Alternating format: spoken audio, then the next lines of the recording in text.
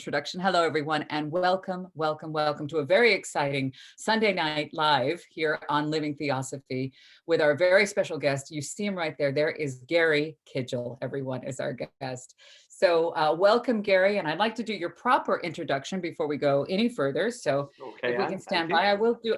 Thank you. I'll do a little disclaimer. Again, I have found out that when you go live from Zoom to YouTube, your live comments, everyone, will disappear after the video is posted. But I will stop for questions while we are here, and I'll pull you up here. Sorry about that. Okay, and I will try to stop and answer your questions. Welcome one and all. And if you really want to say something, please come back on the video and do a comment, and we will get back to you.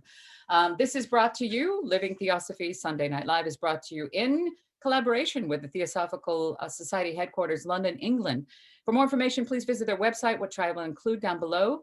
And there is a tiny window of opportunity to get in on the higher diploma course, which has only just begun. If you have taken the first diploma course and you're interested in the higher diploma, there's still room and we can study together because I'm on this one with you. So I'm looking forward to that.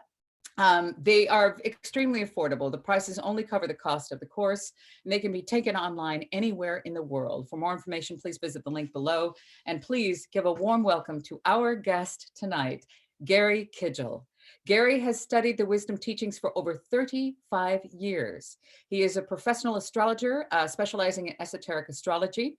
Gary has lectured extensively on esoteric subjects, as well as undertaking numerous astrological consultations throughout the UK and in Europe. And he joined the Theosophical Society in 1994 as a founding member of the Dundee Lodge and as president. Gary is the current Organizing Secretary for the Theosophical Society in Scotland, and he is the librarian for the Theosophical Society in Scotland Charity. Now, under the auspices of Dr. Douglas Baker, Gary obtained the Claregate College Bachelor of Metaphysics, got a degree in metaphysics in 1994. He was thereafter invited to become a tutor for the course. And between 2010 and 2014, as the Director of Studies for the Claregate Metaphysics Group, Gary has compiled 2 online audio-visual courses based on the wisdom teachings outlined by Douglas Baker, Foundations in Esoteric Studies and Esoteric Psychology, the 7 Rays. Gary possesses a particular interest, which we're going to be talking about tonight, in the symbolism of myth, dreams, and meditation, and its capacity to enable one to practice higher manas, the higher mind or abstract thought, the current frontier of human consciousness. His first book is The Inner Journey, Pathways to the Higher Self, has been distributed internationally. I will also include a link to that book down below. And Gary's second book, which is called Greek Hero Myths, Pathways to Higher Consciousness, is due for release very soon. So stick around, I'll have more information on that and a link to his website. Ladies and gentlemen, boys and girls, please welcome the one, the only, Gary Kidgell. Welcome, Gary. Thank you, Anne. I'm honored and delighted to be here. And oh, I am so happy to have you. Welcome, welcome. How are you today? I'm absolutely fine. May in Scotland is a strange month. We joke about experiencing 4 seasons in a day, and it's been very much like that here today. Have you got any sunshine? Oh, okay. For a little while, when it was on the beach, the sun peeked out, then it disappeared, peeked out again, then the wind started blowing quite heavily. That's just standard. We're used to it. Standard Scottish weather. Well, I'm grateful to have you, and we only have you for an hour. So I'd like to welcome everybody, and I will stop for questions. Hello to everyone coming in. Hi, Kirk. He's a regular viewer. We love you, Kirk. Hi there, Robert. Thank you so much. Thank you for being here. Yes, we are welcoming your commentary, but again, it will disappear once it's posted. So if you do have questions, we will stop for those. Gary, there is so much to cover, so much. I wanted to ask you really quick, his website, again, that will be down below in post-production, is soul-centered-astrology.com. Is that correct, Gary? That is correct, Anne. Yes, indeed. And it's just been fixed and it's back up. So there's lots of information there. I wanted to ask you, one of the things on your website is, what is esoteric astrology? Because we know a little bit about astrology and the star signs. Can you give us a little information about what is esoteric astrology? Most certainly. Well, I'm sure you're well aware, Anne, as the people listening are, that we reside within a living, dynamic, interconnected universe, which is synchronistic. And it's also in a continuous state of flux. The wisdom teachings inform us that we are part of a planetary consciousness. Theosophy uses a term, the planetary logos, and that via our soul or higher self, we may connect to the intent of this greater being and realize its purpose on the earth chain. Now, esoteric astrology, in essence, is about connecting with the intent of the soul or higher self. The universe is alive, and we must be aware that immense lives are operating through the zodiacal signs, through the planets, which are chakras within the solar consciousness. And the natal chart represents our response to the needs of the cosmos. The soul incarnates at a particular place at a particular time, choosing the astrological conditions there. And esoteric astrology is about ascertaining the purpose of the soul for the life ahead, ways in which it can be expressed, aspects of our psyche which will help this, others which will hinder this. We view the chart very much as a mandala. It's our route to wholeness of being. Carl Jung spoke of individuation, whereby the conscious and unconscious aspects of the human psyche are unified. The unconscious, of course, includes what we refer to as the soul or higher self, as the instrument of our divine essence, the monad. So that is a very rather potted version of esoteric astrology, but yeah. That was very good for the short time allotted. There's so much in there I wanted to ask about, especially about the chakras. When you're talking about the earth is a chakra among this solar system is not just a bunch of rocks floating through space. Could you expand a little bit more on the earth being one of the chakras in the solar system, if you want? I think probably the best way to do that is to consider, first of all, our solar system as a greater being.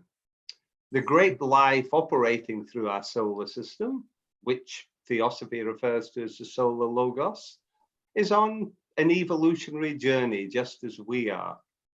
And towards these ends, the solar logos projects its component parts, us as monads, down into physical substance, seeking to acquire what is referred to as spiritual staying power.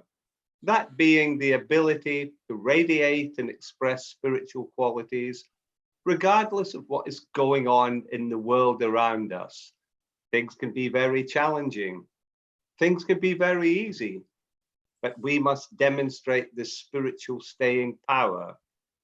Now, Theosophy, of course, talks about life on the various planets, not necessarily in physical form, but each of these planets represent a chakra.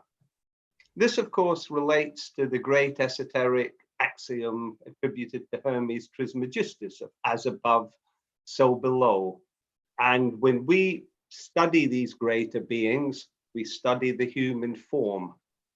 And the earth is a chakra in the process of unfoldment. And its alter ego, we say, is Venus. We are building an antakarana between the earth and Venus, just as we seek to build an antakarana between us as a personality and the soul or higher self. Well, that would be... Oh, I have a little sorry. feedback there. Sorry about that. That's weird. Apologize for the feedback. Talking about Venus, the morning star, the relationship between Earth and Venus. Would you mind expanding a little bit on that? This is not where I was going to go with your questions, but this is so fascinating, about how important Venus is for us and what that means as far as the arrival of the morning star or the coming of Aquarius, this new age, this new movement, this new awakening, this new consciousness, and what Venus has to do with Earth regarding that, please. Interestingly, in esoteric astrology, Venus rules the sign of Gemini, the twins. Castor and Pollux. Castor being the mortal one, Pollux being the immortal one. And Venus provides the means by which we can create that syzygy, the conjoining of opposites, soul and personality. Venus in the esoteric chart is very, very important. It rules the factor of attraction. On a lower level, this can relate to sexual attraction. So it has an association with the desire principle. But on a higher level, it seeks to unite soul and personality. In mythology, of course, we have Aphrodite and Eros, who would fire the arrows. At the lower level, it causes us to fall in love. We can also view these arrows as a symbol for spiritual fire. Bearing in mind that when we tread the path, we are drawing down the energy of what we call solar fire into the aura, which is related to the higher mind.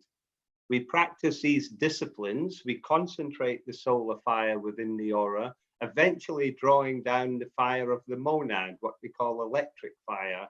This causes the Kundalini serpent to rise upwards and meet its mate at, you know, the Sahasrara chakra in the head region. Venus is basically the Earth's alter ego, and it is Venusian fire which is applied to the cortex of the aspirant in the process of initiation. This fire coming via, or coming from rather, the constellation of Sirius.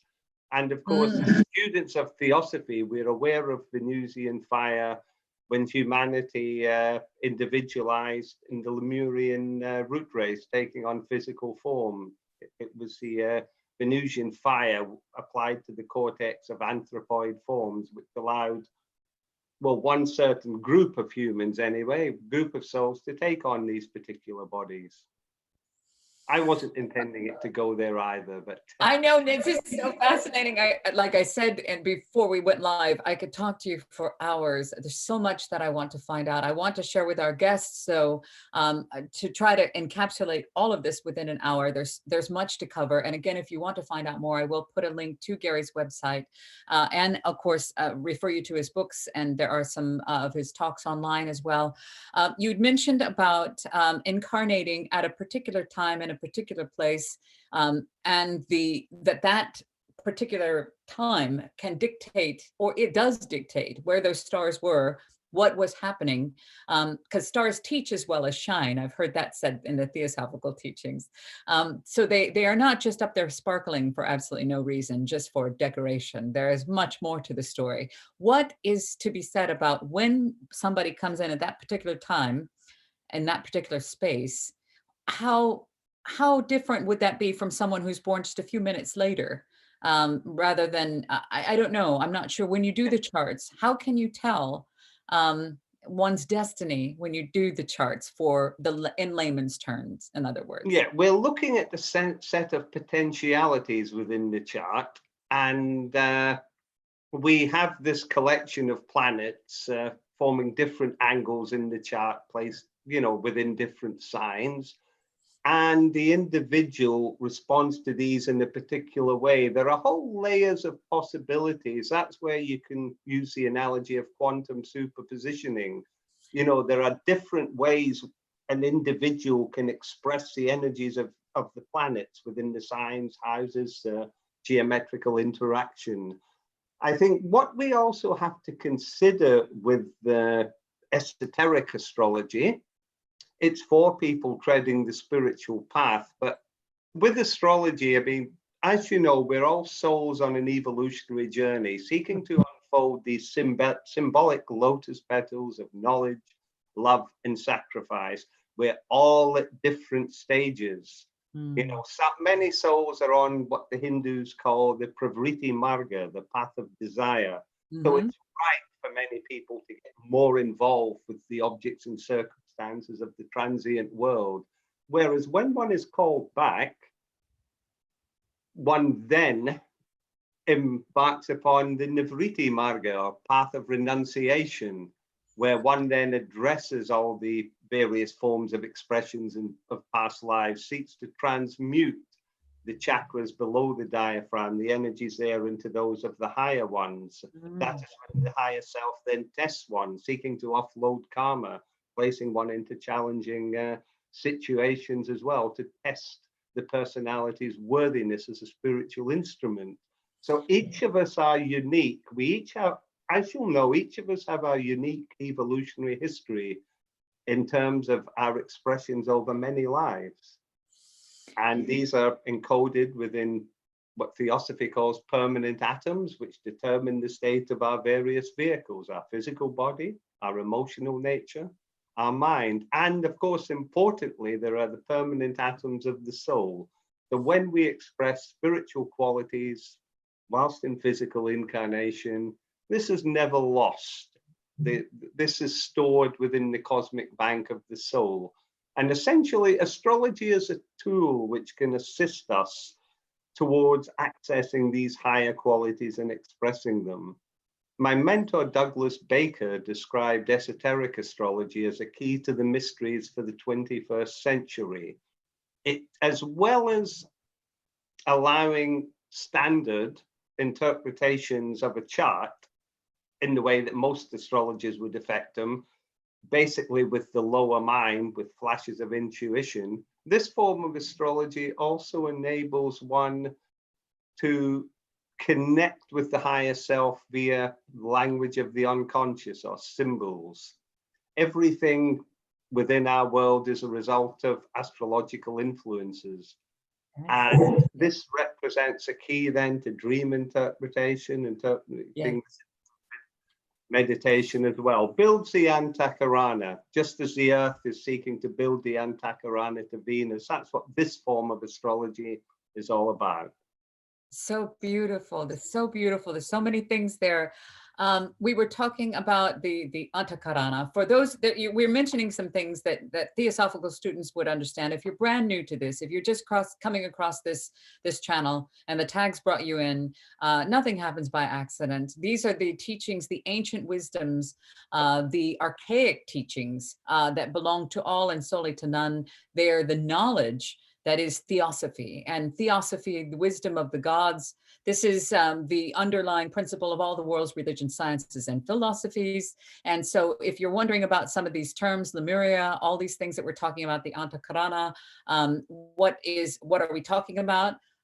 There's answers about reincarnation, afterlife, the cosmos, everything is here in the Theosophical teachings. So I just wanted to let you know, if we are covering something and you don't know what it is, don't worry. We're all on the path, like as Gary said, we're all on the path at different places together. And there is so much more to learn. There's links to Theosophical texts, and just follow your nose. I always say, follow your nose. How did you come across before I say that, I wanted to cover what we were talking about, which was a very important thing. I wanted to ask about when you said someone is on the spiritual, they're on this spiritual journey, and you mentioned these tests that come in that are really earth shaking. And they do have a lot of them have to do with the lower self, the anger, lust, money, greed, selfishness, ignorance, superstition, fear. These tests that come when one is on the path, where it is a rocky, steep cliff and there are lots of places to slide back and fall. Can you expand a little bit about these tests and what your thoughts are on them if one is going through them? Do you have any advice? Do you have any insight on these particular tests to see? You mentioned if one is worthy to continue.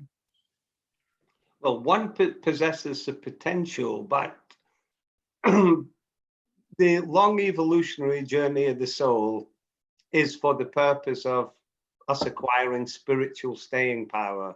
Therefore, we must radiate and express spirituality, withstand any circumstances which occur within the outer world. If I am doing a workshop, I will tend to ask the audience how many people feel that they have gone backwards at certain points of their spiritual journey. And generally it's a complete show of hands, and mine then goes up as well. Because as HPB said, Madame Blavatsky, when we tread the path, all that is good and all that is evil surface. We then, we are required then to address the issues of their, of previous lives. The challenges can come in many shapes and forms. If you look at an astrological birth chart, you will see we have what we call the houses of the chart, which represent areas of life experience. We might have planets within certain houses that form challenging angles. We may have Saturn, say, in the second house of money, Saturn being karma, which is accrued over many lives, long-standing karma. It may perhaps form a challenging angle to the sun, which is perhaps in the fifth house of personality. And therefore, we would expect there to be challenges in the area of money, perhaps insecurities, perhaps a need to achieve and to acquire sums of money, which of course is a great diversion if you have a lot more money than you need. But lots of challenges. That brings me to the symbolism of mythology. Because when we tread the spiritual path, if we consider the adventures of the mythical heroes, we can take, any heroes throughout the world on the mythic adventure, what the great Joseph Campbell referred to as the hero's journey. When they respond to what he calls the call to adventure, they enter the mythic landscape, the subjective realms of the psyche. There they encounter many tests and trials. Sometimes there are gods that help them. Sometimes gods obstruct them. There are often arch villains, monsters, dragons, etc. And these are all aspects of the human psyche, which we must negotiate when we tread the path. And of course, in Theosophy, we talk of the dweller on the threshold, the accumulation of our personality attributes over all of our lives, and all that we fear, all that is repressed. And the dweller certainly goes to work when we make that commitment to the path. And of course, in the great mythic tales, I've been working on a book on the Greek heroes, we see the dweller portrayed in various myths. The earliest of the Greek heroes, Cadmus, he must overcome a dragon guarding the Ismenian spring of pure water. The dweller is guarding the spiritual planes of consciousness, and the pure water is the precipitations from these planes. Hercules or Heracles, he must go into the underworld to retrieve Cerberus, the three-headed monster dog, another symbol of the dweller. Perseus must confront Medusa, the most terrifying aspects of the monad's journey through the realm of the goddess, if we want to use mythical language. She is the equivalent of the Indian Kali. We must be able to withstand all these tests and trials. I could go on and on about the symbolism of that particular myth. That's my favorite one. Theseus overcoming the Minotaur within the labyrinthine realms of the psyche. That's another dweller myth. Of course, in alchemy, we have the dragons guarding the caves and devouring maidens. The dweller devours our virgin or pure consciousness. But this, in our life, this can happen in different ways, whether it's in the area of a relationship, our career. Perhaps we're very competitive, and it surfaces in sport. There are many myriad ways in which we are challenged. And of course, the secret is to rise above it, to unfold the higher chakras, particularly the heart. We place a great emphasis on the factor of love. We take the higher ground, basically. And like Jason in the Argo, going through the clashing rocks, the opposites of manifestation, and having the courage to go beyond that and to have that higher perspective. But many, many challenges. And sometimes even in organizations like ours, there is so much psychological projection going on. We may project aspects of the dweller onto fellow Theosophists, or so on and so on. And it gives us great insight into the working of our emotions, the astral body, but we're missing the point if we continue the conflict. Rather, we learn about ourselves and take it up to a higher level. I wanted to explain to anyone and everyone, I want to also take some questions here about the importance of myth. And HPB has said, take a look at your myths and legends. There's a lot to be said. These are not just stories for entertainment. They are actually allegories, or what would you call them? They are parables. They are telling the story of you. And there is much to be learned if they are discerned like your dreams. There are lots of information coming through. So looking at these myths, when I learned them in high school, I was like, oh my, Perseus, why are we learning this? Now I can see with a much different understanding, that's what they're talking about. There's something there that has to do with the now. In the alchemical understanding, all of the transmutation, overcoming the material into the golden, everything is talking about this. Everything is talking about this. And that is your specialty, is myths and legends. And I wanted to get to that. I cannot believe we've already halfway through. I haven't even started. Isn't that crazy? I know, I feel like I just sat down. Stand by one moment. We have a few questions. Oh, that's sweet. That's sweet. They're trying to send hearts. I think everything is a wider border perspective. Yeah, thank you very much, SO5. The topic of the video, somebody's asking the topic of the video, again, is esoteric astrology with Gary Kidgell. And the esoteric ruler of Gemini and Virgo is Mercury. And I haven't pre-read these. I'm just reading them as That's we the come in. traditional ruler. That's the orthodox ruler. Okay. And then they're saying in the esoteric sense, Gemini is a second ray, love, wisdom sign, and esoteric ruler is Venus. This is coming in from Trent. Thank you, Trent. Thoughts? Thank you, Trent. Thank you. On. Oh yeah, and actually Kirk just wrote, thank you, Trent. That's nice. It's really weird. He literally just, I read that as you said that, weird. What is the astrological significance of the, and this is going to take us into a completely different question. That's fine, because this is coming in from Robert Roberts. What is the astrological significance, Gary, of the current coronavirus pandemic? And what does astrology say about when it might end? Have you done any readings on the current situation of our beautiful planet? And a little bit. Of Neptune rules viruses.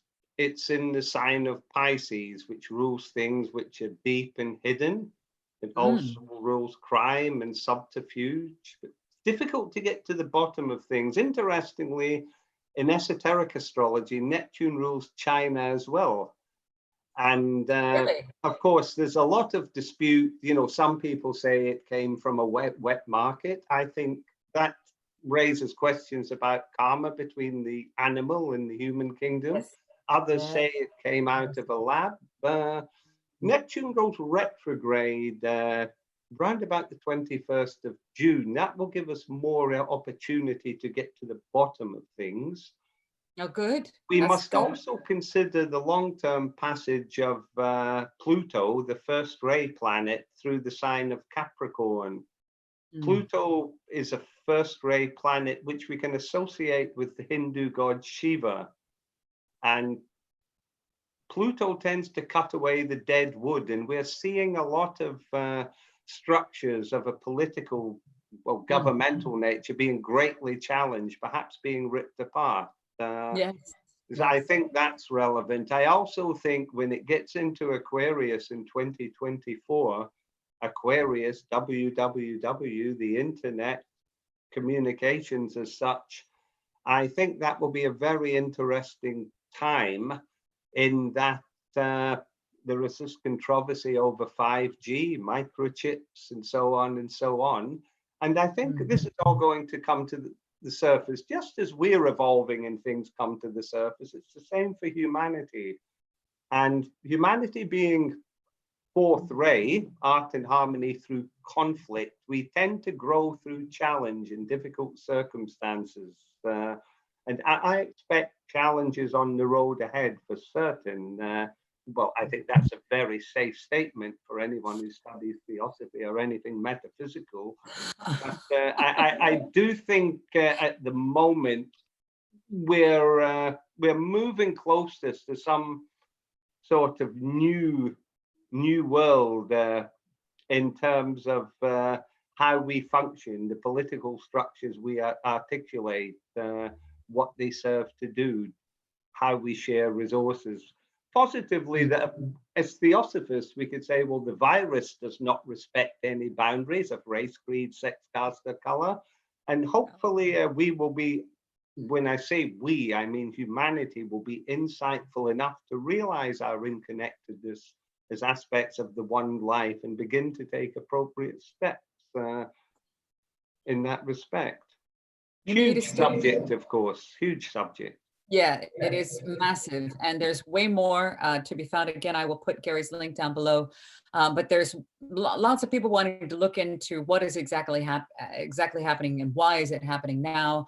And you'd mentioned in one of your talks, you were talking about our relationship. Theosophy does cover everything from, I mean, plant, mineral, everything, all the way up to the ever expanding multiverse. So the way that we treat each other and other living beings on this planet, I'm hoping that we can emerge a little bit, well, a lot of it more compassionate towards not only our fellow human beings, but animals as well, and all living beings. We share our planet. This is a beautiful place that we share. We seem to cannibalize it to our own, well, self-destruction. And do you see us emerging any wiser from this short time out at all? I would certainly hope so. I think many people will individually, and in the long run, I am very, very positive. I don't feel that the material or the transient can triumph over the spiritual or the permanent. But as things stand, I think many people on our planet are emotionally polarized, driven by various desires. And I also think one of the greatest problems for humanity is addressing the urge to power within the psyche. Carl Jung pointed this out in the 1930s when the icy dwarf planet Pluto was discovered. And power and control over others, we have to learn to let go of that. And at the moment, I'm not seeing signs of that in our world. And I think that is very, very important. Plato spoke in his Republic of the moral philosophers governing the state. What he's really referring to is spiritual initiates. And until we reach the stage where initiates are conducting the affairs of our world, I think there are going to be certain issues. That is my personal view in that respect. But we can grow from these challenges, of course. But I do think at the moment we're some distance from that. Yeah, but this isn't our only time here or any other place. So this is not. I remember you talking about in another talk. Many people have asked that. Do you believe in life on other planets? Of course I do. It'd be ridiculous not to. And they say any man-inhabited planet is a place of great suffering. And we are here. This is a place that we have to learn. We are here to learn. It cannot be taken place anywhere else. The highest level of matter, the lowest level of spirit. We're here to learn. And I have hope for humanity. And I think I hear inside you, Gary, that you do too. I like that. Oh, very much so. I mean, the earth has a challenging karma. You know, the esoteric teachings of Jesus Christ, you know, was taking on the karma of humanity, or, you know, heavy aspects of that. And my mentor, Douglas Baker, said it's an unwritten rule that souls who are on the path take on more karma. You know, it's not shared out equally amongst the billions of monads who are operating through the earth scheme. But those who are on the path must carry on for the best interest of all, to help ease the unnecessary suffring of all beings. Exactly. We're one unit, you know, that we're all expressions of the one life. That's what you'd mentioned, and it is taught in the teachings of Theosophy. Man is a universe in miniature, as above, so below, as you mentioned from Hermes Trismegistus earlier. When we start to think of us being a cell in a body of something much bigger, we are a cell. Everything is a cell in a body of something much bigger, that also within us is something very similar, the exact same thing. It is a mirror, if well, for lack of a better word. Before I go on to the next question, our time is flying by. Would you mind expanding on that a little bit? How man is a universe in miniature, and Well, how? very much so. And it gets back to your question about esoteric astrology. What purpose does it serve? In that we are effectively God to the cells within our body, and we need them to function in the correct manner. And similarly, we are as cells within a great universal being, and we seek to flow with the intent. If we bring it to the level of the planetary logos, we could take the analogy further, saying if we are a cell doing our work very, very well, aligning to the intent of the greater being, perhaps we can get up behind the eye and see something deep and meaningful in terms of the intent of the greater being we're a part of. This is what we refer to as initiation, or when we come out of Plato's cave, and so on and so on. You know, and Yes. that's what esoteric astrology is about. That it can, of course, it can assist people in their daily lives as well, but it's essentially about attuning to the higher self and expressing its intent. Would you mind explaining a little bit about the Antakarana, the Jacob's ladder? You've called it the rainbow bridge between the higher and the lower self, which is basically the fundamental teaching of all religion. You have God Yeah. and you have man.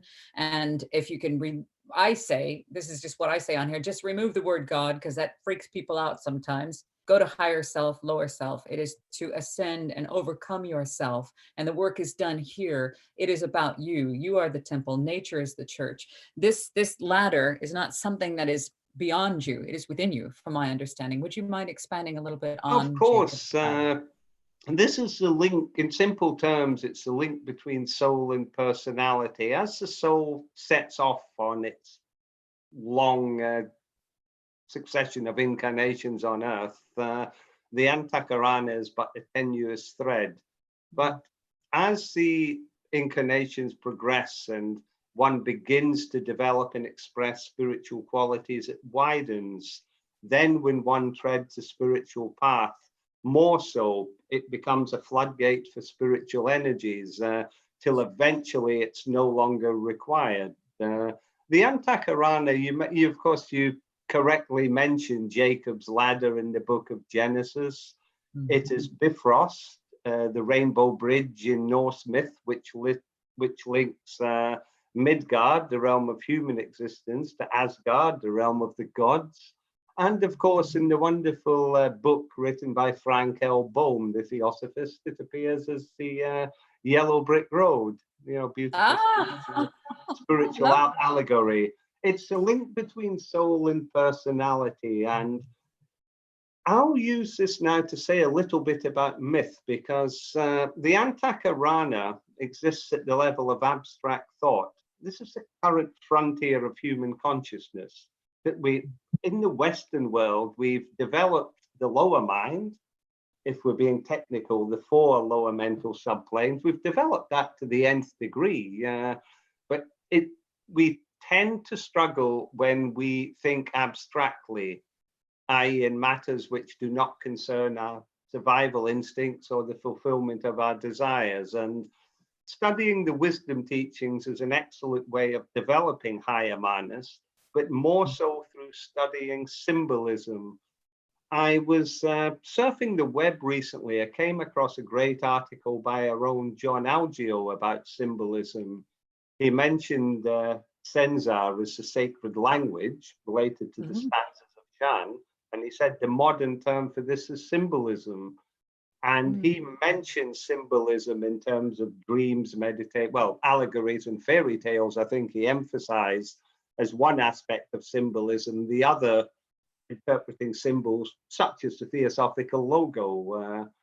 But basically with this higher mind and Antakarana, I said it's the frontier of human consciousness. Carl Jung described archetypes as divine ideas. They're the ideas of the greater beings which we are a part of, especially what we call the solar logos. We could also say the planetary logos. These are being expressed at the level of the soul in the pure form. And When we tread the path, we seek to align ourselves to these divine ideas. This is what initiation is all about, becoming aware of the intent of the greater being. And Jung, very importantly, demonstrated that archetypes express themselves within the human psyche as symbols. Why dreams are so important, we are a collection of experiences. You know, there's all these events in our lives, all the objects and circumstances, and that forms a language with which the soul can communicate to us at times of importance. Esoteric astrology provides a key to interpreting this language of the soul. I would describe it as the equivalent of the Rosetta Stone in terms of interpreting Egyptian hieroglyphics. You can use esoteric astrology to interpret dreams, but myths are representations of these archetypes. Various civilizations and cultures which have come and gone on our earth have sought to understand what is going on round about them. What are these energies which are so instrumental in their lives and their fates? And they have anthropomorphized these with various gods, and they've told tales of heroes who've gone on a quest. And basically, when we look at the symbolism of myth, we are becoming more aware of how these blueprints or archetypes work within the human condition. The writer C.S. Lewis, if I can remember the quote exactly, stated that myth is the isthmus which connects the peninsular world of thought with that vast continent which we really belong to. So he's drawing the comparison between the lower mind and us as a personality. And when we study these portrayals, representations of the archetypes, we become more attuned to that vast continent, which ultimately we trace back to the one life in HPB's Parabrahm. Well, that is, again, beautifully said. And talking about the importance of dreams there, I wanted to make sure, let me stop for a couple comments real quick. Of course. So much to be said there. I'm just going to read these straight out. I have not proofed them. Here we go. Sure. Nothing is why, this is Akbal is saying, nothing is wired. All those aspects in the myth happen to us all the time. I know that. And every time we treat them with real love and wisdom, the next one will come. Thank you, Akbal. Beautiful. Thank you. Beautiful. Yeah. Face of Ghana writes, there is only hope for humanity if we exhibit the good works as humanity in general. Agreed. Yes. Absolutely. Thank you, Face of Ghana. And Akbal comes again and says, we live through all this galaxy and other galaxies from eon to eon until we meet the source once again. And that's a fact. And that's the reason we are one with all that is. And it's very simple. It's nice to hear that. The comments are lovely. It's really, really wonderful and actually very well received over the last little bit. There's a lot of curiosity. A lot of folks are coming in. You are sustaining higher numbers than any other live broadcast on this channel, Gary. And bringing in that November birthday vibe. Oh, well, at least my ego has had such a kicking in life. I would never get big. I'm too old and too experienced. Well, I remember when I first started on this journey, hearing about the personality must fall away. And I was like, I don't understand. What does that mean? And now I do understand a little bit better. I realize how very little I know, but I understand a little bit more about the falling away. I called it the falling away because I couldn't explain it any other way. It just fell away. It had to go away. And it was a strange, it is a strange thing. Everything is an opportunity to learn. Every day I realize how very little I know. And we are all on this path together at whatever level we are is exactly where we are supposed to be. I wanted to talk about dreams. When you mentioned myths, legends, dreams, all of these sources to be able to give you information. Again, these are not just stories to tell children to keep them quiet. There is information here. There's information everywhere, especially when we go to sleep. When they say we are 1/60th dead, there is information that comes in from the higher self. If you can remember, and then you're the only one who can really interpret them. Can you give us a little bit about, a little information about the importance of dreams and what we can learn from our own dreams? Well, very much so. You've alluded to the fact that we're most receptive to impression from the higher self in what we call the hypnagogic state, drifting off to sleep, but especially in the hypnopompic state, when we come out of sleep, it's an ideal time for the soul to impress something upon us, because the vehicles of the personality are still, they're acquiescent. And the challenge for us is to ascertain the language of the soul. We each have our own existential symbol system. There are symbols which are common to humanity, but even then, a symbol must be considered within its context. They are dynamic and multivalent. You know, a symbol can mean one thing in one particular dream and another in another one. Similarly, in myth, symbols can vary as well. We're dealing with abstract thought here, and the intellect just stops. You know, it doesn't go any further. I find with my dream interpretation, esoteric astrology, of course, is a particular key. It's wonderful. But I tend to know the import of a dream by the energy I feel up and down the spine when I wake up. That's just a personal thing with me. That is wonderful. I just was thinking about how when we wake up, like you said, that is like a lazy meditation in a way. You're already relaxed enough to access that information. And when this comes through, do you write your dreams down for Yes, interpreting? members of Douglas Baker's group were all encouraged to keep what we call a spiritual diary, whereby we can proposition the higher self, ask questions, tend to do it in terms of an astrological placement, then await symbolic feedback. It could be through a dream, it could be through a synchronicity. But over a period of time, writing dreams down, one does tend to see patterns emerging. Yes. I mean, as a Scorpio, certainly when I was younger, I would often have relatively violent dreams. And my Libra ascendant, Libra rules cars, it rules telephones, they featured frequently. If ever I was going down the wrong path in life, I would have a dream about trying to make a telephone call and the phone would not work. So back in the 80s, it was usually a telephone kiosk. And then we got to the night, and then now it's mobiles, of course, that don't work. Of course, in dreams, a car is a common symbol for the personality anyway. How you can control that car. Are you going in the right direction? Are there other people in the car, and so on?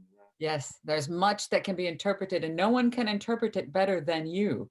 And we're having a question come in from our friend, our very dear friend, Damon Scuthern is coming in with a question. And a very good point is that folks that are going to be watching this video, whether it be during the live broadcast or after the fact, he's asking, do you have any courses running that people could actually learn more about their esoteric astrology charts, perhaps how they could, I don't know, if they're interested, if this is ticking your box, if this is floating your boat, if you feel drawn to these teachings, where can you begin? Gary, do you offer anything where folks... I offer individual tuition, as do some of the other members in our group. We have a course 3/4 written, but at the moment the tuition is done individually. I've done intuition. Yeah, I've done tuition one-to-one in person, difficult, and of course on Skype. Oh, good. Okay. I think I should also plug our forthcoming Theosophy course, please, Principles of the Wisdom Teachings, which is beginning a week on Friday, I believe, at 3 o'clock. It's limited to 12 people. It's going to be a cozy group where there's going to be a lot of discussion. You're not just going to be listening to me for the hour. I will be considering very much the underlying principles of the esoteric teachings and how these can be applied in one's life. I feel that many people struggle with the wisdom teachings because they're so vast and sprawling. But when one is made aware of these fundamental principles, it's much easier to put the jigsaw together. Is there a link to that on your website? There isn't. Damon has sent out an email. I could go and put a link on thereafter if you gave me. That's okay. I can chase it up in Damon's information. Perfect. Yeah, I'll do Yeah. that for you. Absolutely. And then I cannot believe we are 8 minutes from close. That's ridiculous. Really quick, you were talking about the psychology as well. So looking into the astrological chart, taking a look at the personality, and you've mentioned Carl Jung and who you have studied with. I was thinking about what has always crossed my mind is when people say that they have an issue with whatever we're diagnosing it as with our modern science as a split personality or some kind of psychosis where they're hearing voices and the astral plane and all these different things. How does esoteric astrology help with understanding the psychology and the science of understanding our personalities today? And I had to squish 5 questions into one. I apologize. Expand on that however you feel comfortable. Well, we say that absolutely everything can be assessed in the light of the astrological chart. The personality, well, the physical body, as well as being, well, sorry, the physical body is first house, but the first house is also where the soul sounds its note for the life ahead. But we get indications of the physical body, the sign on the cusp of the first house. We would look at its planetary ruler, the angles it was forming. The astral body is particularly associated with Neptune, Mars, Cancer, Scorpio, solar plexus chakra. One's receptivity, impressionability in terms of the astral plane. Of course, Pisces is the deeper stuff, the collective unconscious, etc.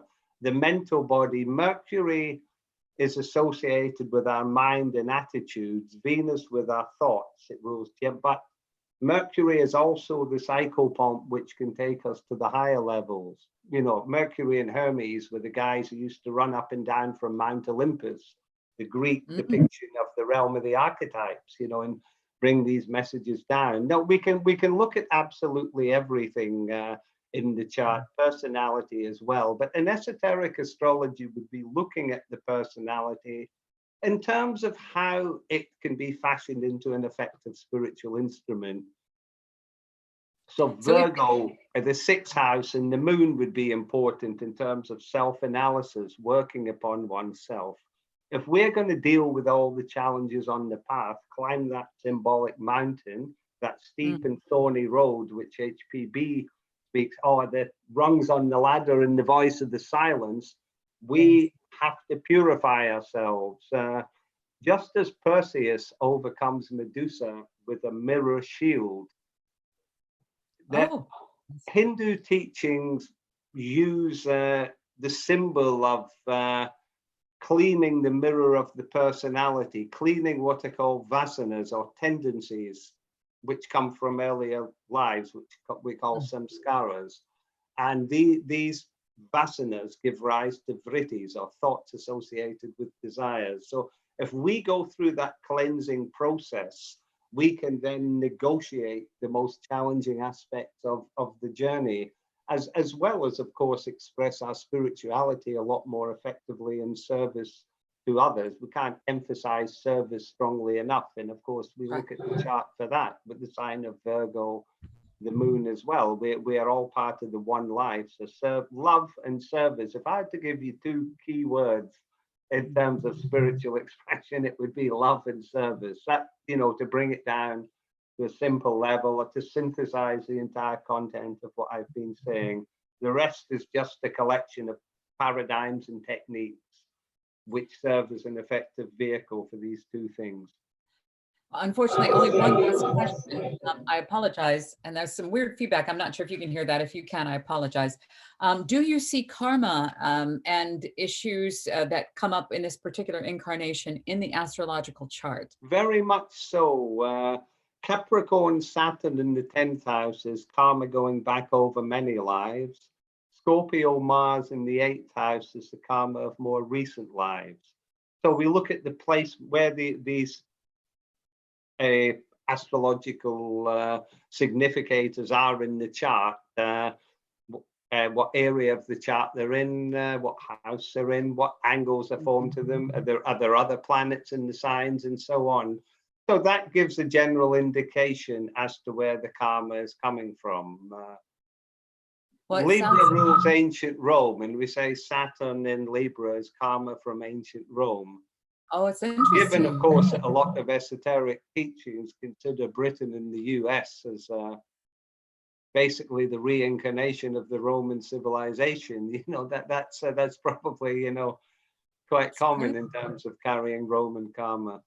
Oh, Gary, I wish I could keep you on all day, all night. Would you be all right with that if we went for 24 hours? That would be lovely. I will be having his information, Gary's information, in the links as soon as post-production takes place. It takes a while for the live videos to process, so that will be in the next few hours. If you are watching this video for the very first time, please click the links down below. Again, he has a new book, which will be out soon, and that is the Greek hero myths. Remember, pay attention to your myths and legends. Pay attention to them. They have much to teach you. Pathways to Higher Consciousness, that is available soon. The other book is The Inner Journey, Pathways to the Higher Self, that is available now. I will include the Facebook link to that. Also, before we get to the questions, remember that this is brought to you in collaboration with the Theosophical Society out of London, my home lodge, the headquarters. For more information on their diploma courses, I believe, and Damon may correct me if he's here, hi Lyndon, that there might be a chance to get in on the higher diploma course. There's a tiny little bit of room to get in on that. If you've taken the first diploma course, do sign up and click the link to participate in the higher diploma course. It is amazing, and the cost is astronomically cheap. Astronomically, I'm throwing in there for you, Gary, astronomically cheap, because it's only to cover costs. So do click the link down below just to cover materials. They can be taken online anywhere in the world, and I'll be joining you for that higher diploma course. Lyndon, who just popped on, is on the first diploma course, and it changed my life. It certainly did. I took that back in 2014, and the links will be provided. There are a few comments coming in. Really quick before we close here. Thank you so much. Oh, thank you, Kirk. Kirk says this has been a very rich and interesting interview. Must watch again. Yes, please do. Face of Ghana says, Robert, we are here for a reason. Remember, open-minded for growth. Never assume you know it all. Good point. Trent says, God seems to be central in all of our circles. I think they leave that word out because it seems to mean different things to different people. Yes, it does. And I stay away from using the term God because we automatically see the anthropomorphic figure from our childhood. So I leave that out. It's just higher self. So I see Gary nodding enthusiastically. God is the higher spiritual being. This is coming from Jackie Thomas. Again, I'm not pre-reading these. God is the higher spiritual being, but can be different to each religion. That's why it's not the main focus. Very well said. Taps. Oh, Taps is here. Taps is coming up next week. Taps is going to be our guest, and she's an amazing woman. I will front sell her. She runs a website called which is Sanskrit for wisdom. She's out of London. She is a beautiful soul, a dedicated student of Theosophy. Her name is, I hope I'm saying this right, sweetheart, it's Tapashri Ganguly, or Taps. She will be our guest next week. We also have Pablo Sender will be on later on as well. So I know you're nodding. He knows you. He says to give you his love. So I'm giving you his love right now because I promised I would. He'll be on June 7th. We have Petra, will be returning, Petra Meyer. We have lots of exciting people coming up. And again, Gary, I cannot thank you enough. Hello, everybody. There's a question here also about any Theosophist resources here in Dublin. So I know you're in Dundee. Are there any Theosophical links you might want to throw out for anyone who is in Dublin? Do you know anybody in Dublin? I actually don't. I know there are certain karmic ties between Scotland and Ireland, but in terms of Dublin, I'm sorry, I could frantically Google. No. I was just going to say, just off the top of your head, we had somebody asking you. But again, if I could, I also just say that this library project, it's a new thing in Scotland. We're having a library built in the Edinburgh New Town at the back of our old premises by an award-winning architect. It's basically going to serve as both as a library and as an education center whereby the wisdom teachings can be promoted, to various spiritual seekers. And again, very much a comparative approach and looking at how these great timeless truths permeate the world religions, esoteric practices, and so on. So that's a project I'm involved with at the moment with another lady in Scotland called Susan Stephen, and we hope to have that up and running, well, when the current turmoil dies down and the builders can get to work, we hope to have it done by the end of the year. Well, I tell you what, thank you so much, Gary, from the very bottom of my being and all of my past lives and future lives. I cannot thank you enough for being here. It's been a pleasure to meet you, Matt, and thank you so much. I've really enjoyed the conversation. There's so much more. I have not even touched the first few questions. I haven't really covered all that much of what I thought I would be talking about. It's just the way it goes, but we should, it's a great lesson there. We shouldn't go in with preconceptions anyway. It's all about going with the universal flow. So I hope I've learned a valuable lesson. Well, I'd like to have you back. Would you like to come back someday? Yeah, of course. Yes. Yes, I would be delighted. Yes, of when course. your new book hits, let's do it. I'd love to talk about, I mean, there's so much more that we didn't cover. We barely even scratched the surface. Remember that Theosophy is the ancient, as he was talking about, look for the commonalities in all the world's religions. You will see this truth coming forth in philosophy, in science. You will see it, metaphysics, you will see it. You will see this truth. And if this is what you're here for, if you're looking for it, it's called Theosophy now. It's been around since the beginning of time and then some. So that is what Gary is specializing in, esoteric astrology. Again, stars teach as well as shine. There is so much to learn, so much for us to understand about who we are, where we are, what we are, how we are, why we are. Did I say that? It doesn't matter. That's what we're here to do. And it is all about, as he summed it up, is love and service. And when I sum it up in one word, is compassion. It is love for all beings to help ease the unnecessary suffering of all beings on our planet. Gary Kidgell, I love you. Thank you for being here. You have been such a pleasure. And I look forward to when we get a chance to meet in person and see each other again on this platform. All the love in the world. And stand by, folks. We'll have this video edited and all of the links will be up later on this evening. And Gary, we look forward to whatever you have coming. Please keep us in the loop and I'll share that on the platform. Most certainly will. Yes. It's been lovely. You. Thank you. Thank you so much. I'm hugging you with my eyes, even though I can't touch you. I'm hugging you off. Thank you. Bye-bye, Gary. Bye.